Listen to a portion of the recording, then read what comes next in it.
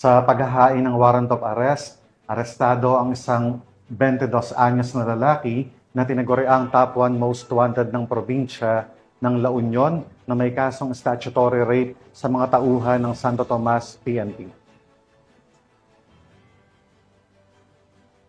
Patunay lang na ang PNP ay hindi titigil sa paghuli sa mga wanted person upang masiguro ang kapayapaan at kaligtasan ng bansa.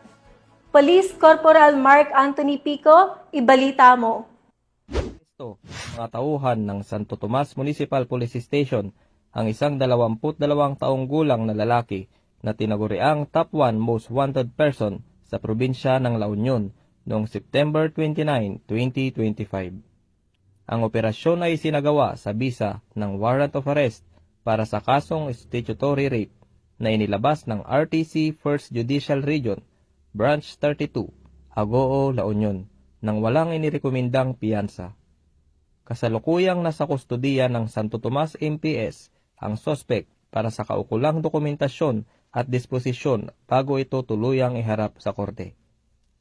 Ayon kay Police Brigadier General Dendo R. Reyes, Regional Director ng Police Regional Office 1, walang puwang sa lipunan ang anumang uri ng pang-aabuso. Patuloy ang pagpapatupad ng batas upang maprotektahan ang mga walang kalaban-laban at matiyak na mananaig ang katarungan. Dahil ang kapulisan ng Region 1 ay maaasahan, malalapitan at mapagkakatiwalaan.